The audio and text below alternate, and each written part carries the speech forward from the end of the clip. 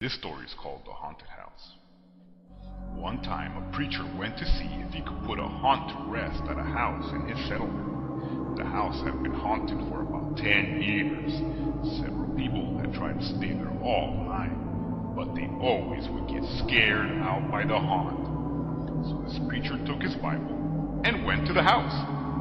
Went on in, built himself a good fire, and lit a lamp. Sat there reading the Bible. Then just before midnight, he heard something start up in the cellar, walking back and forth, back and forth. Then it sounded like somebody was trying to scream and got choked off. Then there was a lot of thrashing around and struggling, and finally everything got quiet. The old preacher took his Bible out again, but before he could start reading, he heard footsteps coming up the cellar stairs. He sat watching the door to the cellar. Footsteps kept coming closer and closer. He saw the doorknob turn, and when the door began to open, he jumped up and hollered, "What do you want?" The door shut back easy-like, and there wasn't a sound. The preacher was trembling a little, but he finally opened the Bible and read a while. Then he got up and laid the book on the chair and went to mending the fire. Then the haunt started walking again. Step, step, step up the cellar stairs. The old preacher sat watching the door, saw the doorknob turn, and the door open. It looked like a young woman. He backed up and said, "Who are you? What do you want?" The haunt sort of swayed like she didn't know what to do. Then she just faded out. The old preacher waited, and then he didn't hear any noises. He went over and shut the door. He was sweating and trembling all over, but he was a brave man, and he thought he'd be able to see it through. So he turned his chair to where he could watch, and he sat down, waiting. It wasn't long before he heard the haunt start up again, slowly. Step, step, step, step. Step, and it was right at the door. The preacher stood up and held his Bible out before him.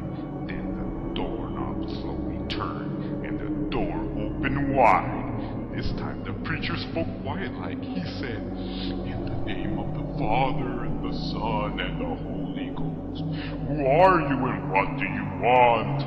The haunt came right across the room straight to him and took hold of his coat. It was a young woman about 20 years old.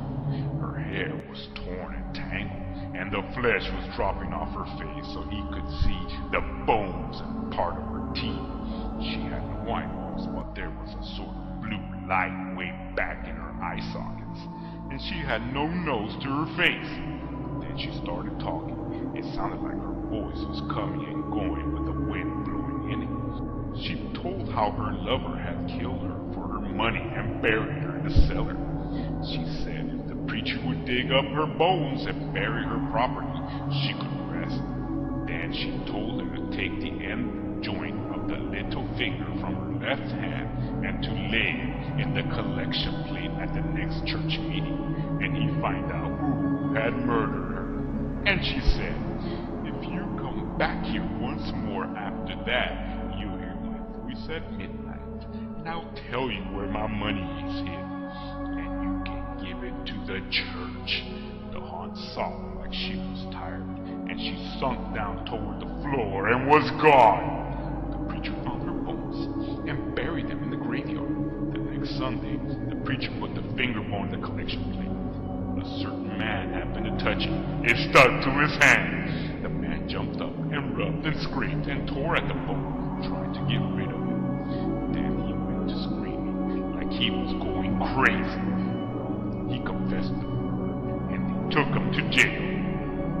After the man was hung, the preacher went back to the house one midnight. The haunt's voice told him to dig under the hearth rock. He did, and he found a big sack of money. And where the haunt had held onto his coat, the print of those bony fingers was burned right into the cloth. It never did come out.